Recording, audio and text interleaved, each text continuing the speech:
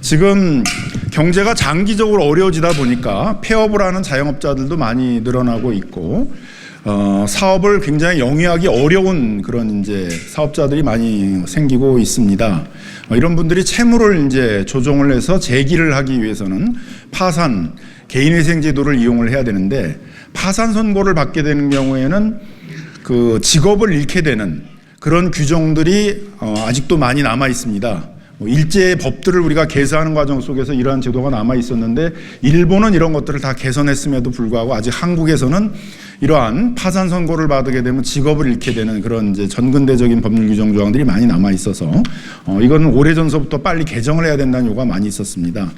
파산과 개인회생 신청이 늘어나는 이 시점에 이러한 파산 선고에 대한 직업을 잃는 것에 대한 부담 때문에 파산 신청을 하지 못하는 많은 그런 과중 채무자들을 위해서 시급하게 이런 법 개정들이 필요하다는 것들을 요구하기 위해서 왔습니다.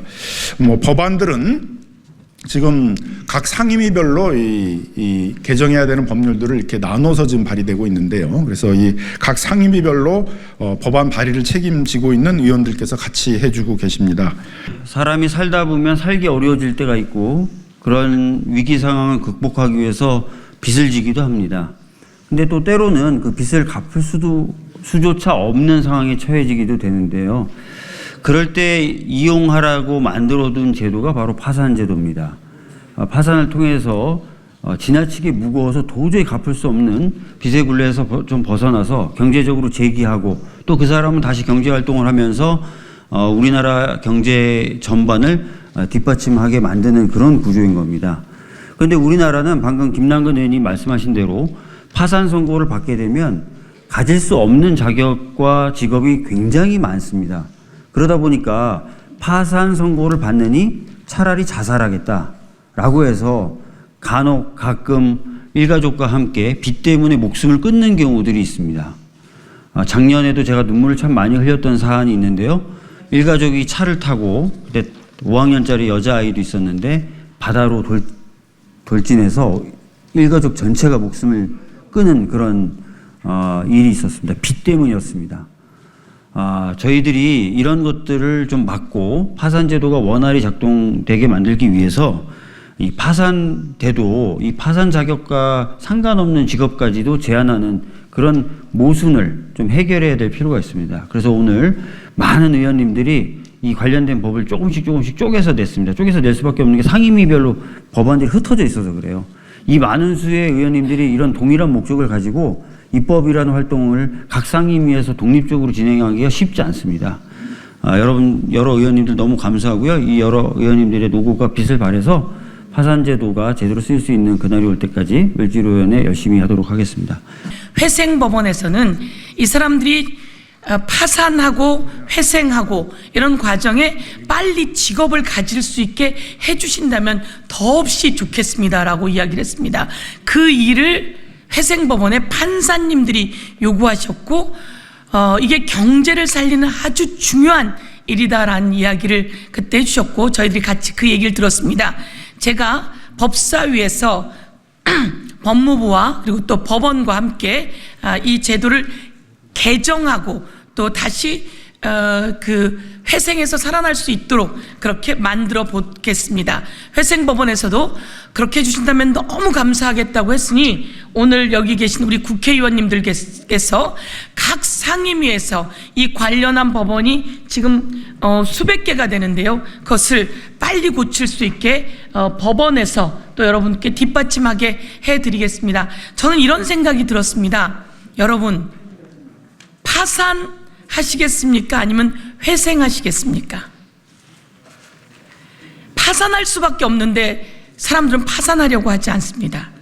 파산하면 인생이 끝난다고 생각을 합니다. 그래서 저희가 한 번 더 고민했습니다.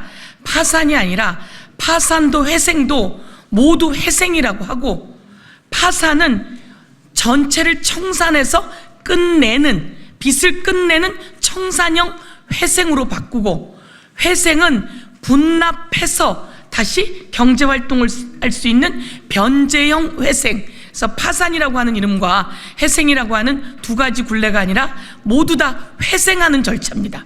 꼭 말씀드리고 싶은 것은 이것은 회생하는 절차인데 하나는 청산해서 회생하는 거고 하나는 변제하면서 회생하는 두 가지로 한다면 사람들이 파산을 그 청산형 회생으로 한다면 두려워하지 않고 온 가족이 목숨을 끊는 그런 사례는 없을 것 같습니다. 저희가 빨리 움직여서 국민을 살리고 경제도 살려보겠습니다. 을지로위원회가 파산 선고를 받은 분의 사회복귀 귀를 열겠습니다. 파산 선고 등에 따른 결격 조항 정비 법률 잘 챙겨가겠습니다. 을지로위원회가 파산 선고를 받으신 분의 사회복귀를 위한 길을 열겠습니다. 파산 선고 등에 따른 결격 조항 정비가 반드시 필요합니다. 현재 우리나라에는 경제적 어려움으로 인해 파산 선고를 받은 수많은 국민들이 있습니다. 이들은 국가가 마땅한 정당한 법적 절차에 따라 경제적 재기를 모색하고 있지만 많은 현행 법률이 파산 선고 후 복권되지 않은 경우 일률적으로 취업 결격 사유로 규정하고 있어서 파산 선고 제도를 이용하는 것을 꺼리끼게 만들고 있습니다. 구체적으로는 현행 245개의 법률에 따라 287개의 자격 제한을 받고 있습니다. 이러한 규정은 파산을 불성실하게 하거나 부도덕의 징표로 여기는 잘못된 인식을 조장하며 도산제도의 본래 목적에 반하는 결과를 초래하고 있습니다. 파산은 개인의 실패를 규정하는 제도가 아닌 다시 일어설 수 있는 기회를 제공하는 제도입니다. 그러나 법이 이러한 경제적 재기의 기회를 막고 있다면 우리는 그 목적을 달성할 수 없습니다.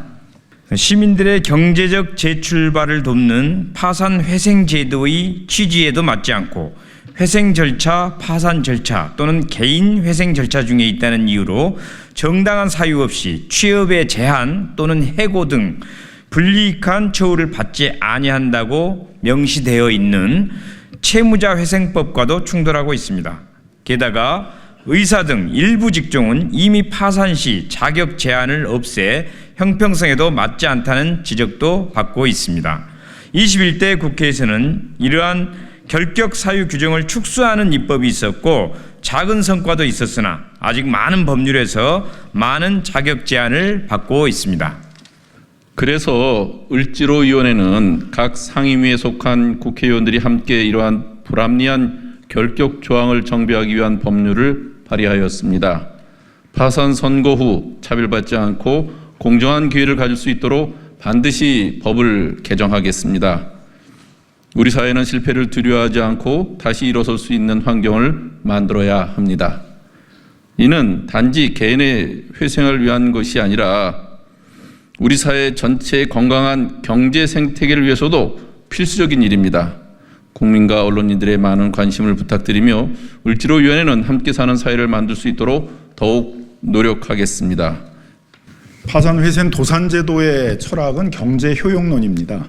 빚을 갚기 위해서 경제활동을 하라 하면은 아무래도 경제활동들을 하는데 어려움을 겪게 되고 이들을 빨리 정상적인 경제활동을 하게 함으로써 경제 전체도 빨리 회복될 수 있도록 한다는 것들이 이 도산제도의 철학입니다. 실제로 1년에 100만 건 이상의 도산 절차들을 운영하고 있는 미국이 경제 위기에서 가장 빨리 벗어날 수 있는 것도 이 도산제도가 갖는 그러한 기능 때문이라고 하고 있습니다.